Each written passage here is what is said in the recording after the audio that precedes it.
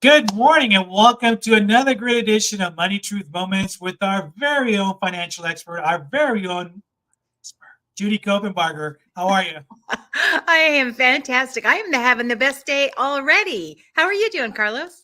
I'm doing fantastic. It's a beautiful sunny day. I can tell by your background, it's just a gorgeous day to get started. And I'm very excited about today, not only because it's Tuesday, not only because it's Money Truth Moments, but we're going to be focusing in on a question that one of our viewers brought up last week regarding investments. So today's topic is going to be basically new to investments. We're going to talk about it. And I Great. think it's great that Judy and I talked a little bit about it before the show, how she's just going to break it down from when you were crawling to where you're ready to retire. So we're gonna run the gamut on this. So make sure you tune in. Make sure you share this out with folks.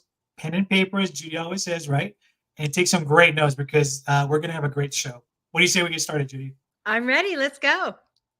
So let's focus in. We're gonna do this by age group, right? So let's focus in. Let's start with the young children, right? Let's start with investments. Let's look at maybe the age group between maybe 5 and 12 year olds. Oh, little guys. The little guys, right? And most of the questions, like, right, that they ask is, what's money? Where does money come from? And, we have the old saying, money doesn't grow on trees, but a lot of us wish they would. So why don't we start with that? What is money and where does it come from? Yeah, money is a way that we do life, right? So, it was easier when our kids were little because we used money. We had green money in our wallet and we had quarters, in our um, dashboard. What do you call the thing? The little where you put your cup holder in the car on the Yeah. console, whatever. Yeah, we always had money around. If you went to the laundromat, you had quarters that you put in the machine. Now everything is just like money flies out of the wall at the bank, Mhm. and it's all like digitized. And I'll tell you, if you have young people in your life, they don't see money move anymore tangibly.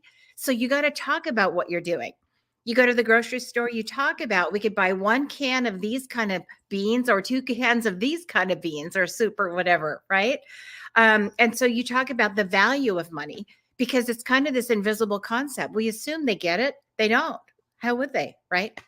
So I you got agree. to talk to him about money. Money is a way that we do life. We have to have money to keep the lights on. We have to have money to have the water come out of the faucet when we go to take a bath, right? We have to have money to take a trip, go to Chuck E. Cheese, all of that. And then the question is, well, where does money come from? How does it come from? Well, when I put on my fancy shoes and I go away while you're at school, and then I come back and I take off my fancy shoes.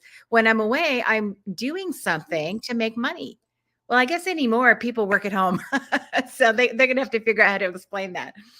But yeah, because you have a home office too, right? I think a lot of Yeah, people do absolutely. now. Yeah. And so it's a little bit different, but it's like I'm helping people, I'm providing value. And for my value, they give me money, either because of the time that I spend or the services that I'm providing. Now, it might be a little more tangible if you do something like you go to the store and you pay money for the groceries at the store. They're giving you the groceries. It's tangible. Set up a lemonade stand for these little guys. Let them see they have to spend money to make the lemonade. They put $5 into their cost of goods sold, $5 into their inventory. And then they sell lemonade all day and they have $10 and then they made the difference. Things like that might help. But it's not as easy as it used to be because we don't have cash at the grocery store anymore. We don't use cash. When we first got married, we would take cash down to pay our utilities and phone bill. Isn't that crazy? That's I how the remember world those days. changed. Yeah, I Yeah. remember that. Yeah. Yeah. So with little ones, I think you just need to talk through what you're doing so they can actually observe and learn from you with where money comes from and how it moves. I've also heard you talk about my next question on here. So give us a breakdown of explaining to a youngster what's the difference between saving and spending. And I know you've given great examples before, so maybe just as a great reminder, kind of go through that for us, please. Yeah, this is just kind of a basic planning question. Money for now, money for later. And, these littles, they don't really have the concept of time yet. It's like right now. And, sometimes I remember talking to the little ones about, how long before grandma comes, how long before we go to Disneyland, things like that. 4 more sleeps. They can measure, I go to sleep and I wake up, they can measure that's a day. But if you say 3 days, they're like, Right. what's a day? Right? Four Right. more sleeps. Okay, so that'll be Friday, not if it's Monday right now, right? So you got to find ways in their language that they can kind of wrap their head around, and money's the same way.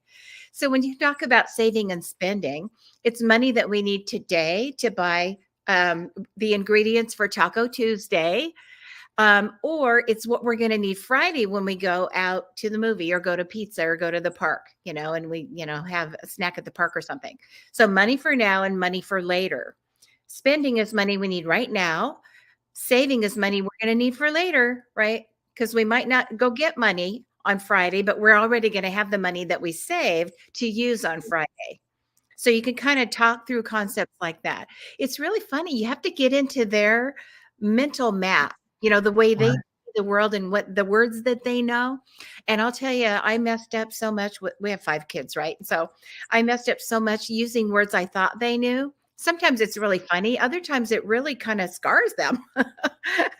But I remember one time with our middle one, our second son, he was probably 5 years old or so. And we live here in Orange County. So the Angels games were the big deal, right? Little League, they go to the Angels games, they march around the field and do the whole thing.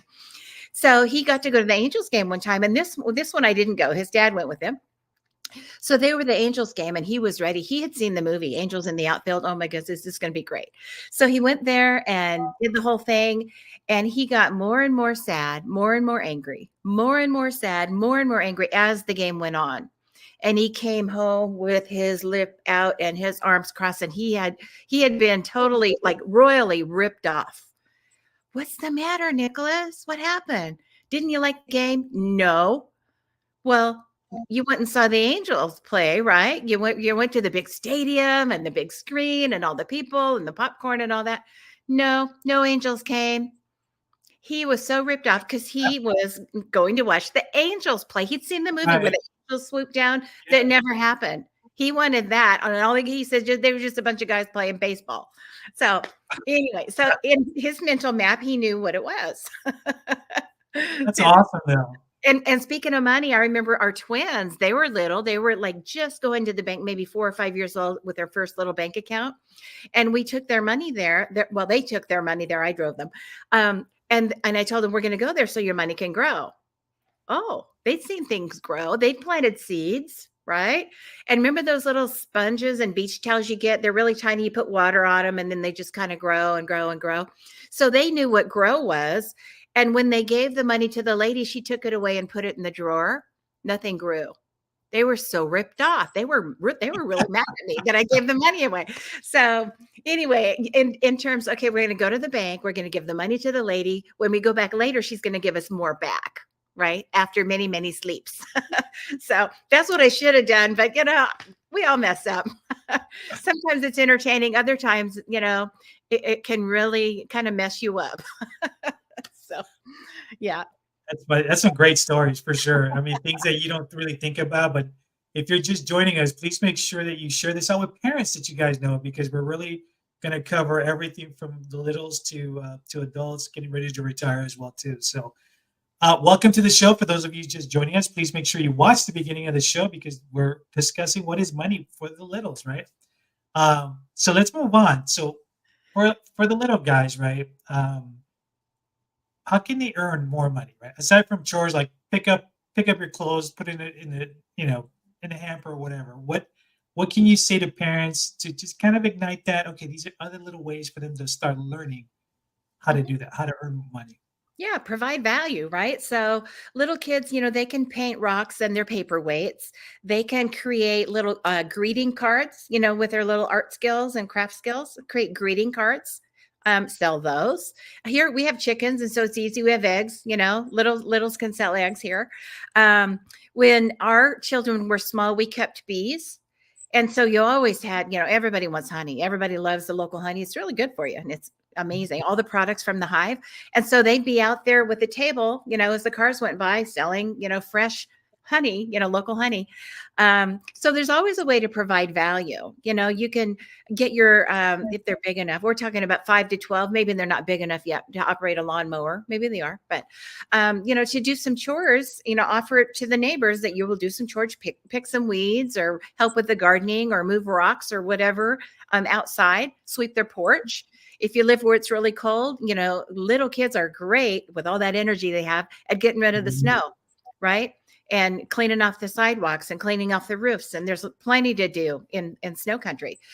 So you can always do that. But for them, it's you're providing a service or you're providing a product. And for that, people will see value and give you money. That's the whole thing, this exchange, right, of earning money. So lots of ways kids can do it. Whatever they love to do, it's easy to turn it into a business. And they're adorable. At this age, everybody's going to say, yes, I'll buy that from you. You could Yep, sell little exactly. keychains door to door and people would buy them. So, and then show them how to manage the money once they have it.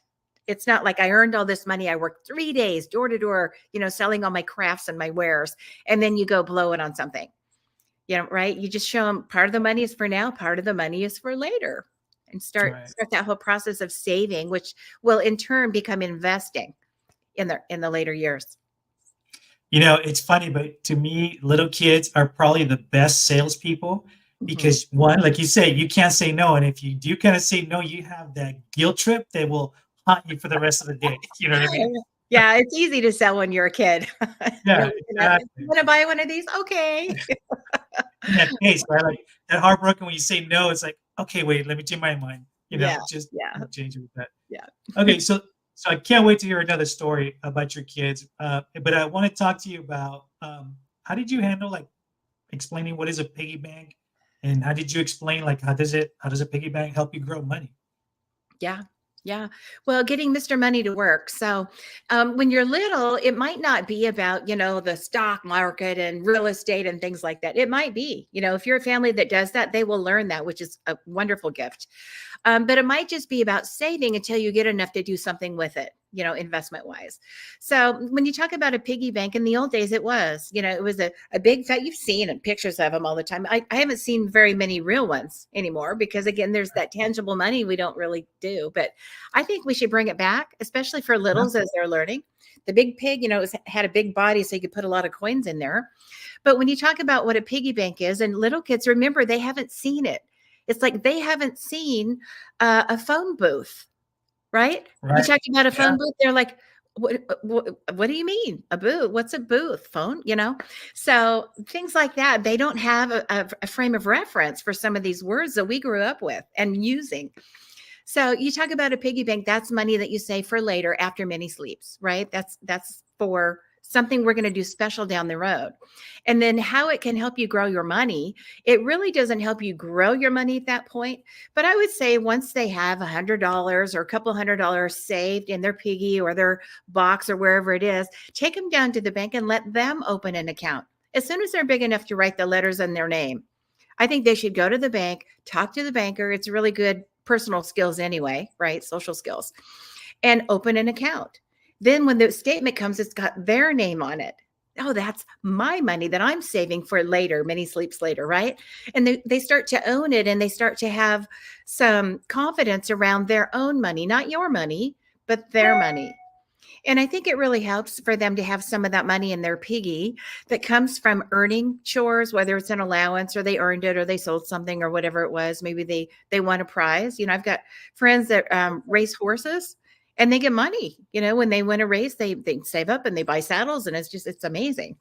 So whatever it is that you do, getting that money in the bank that they earned or they created somehow will give them that ownership. And then when they go to make a purchase, you go to the bank, you pull the money out. Cash is good, right? So they get to see it and feel it and touch it and see that they have it, and then spend the money and see that they don't have it. I think that's an important concept because just a number on a page, a number on a statement doesn't have a lot of value for them. But when they see they have all this money and then they don't, that's important. Or that they mhm. didn't have any money and now they do, and they put it in their box or their jar or whatever, wherever they keep their money. That's just really valuable for these little ones. So the piggy doesn't necessarily help you grow your money. I think that was your question, but it helps Right. you have the money that you can use later to grow. And that's probably a concept for double digits at least 10, 12, 15. They can start to get the concept of now Mr. Money's doing the work that I was doing before. I didn't have to go sell keychains door to door. Mr. Money actually made money. I had a statement, it was $100. Now it's $104. So my money has increased, maybe not grown. Don't use that word. My money has increased. There's more than there was before. We're so Nice. excited. So those are the things that you can do with these guys, while they're in grade school, for sure. Okay, so we're pretty close to the end of our show, folks, and you know what that usually means.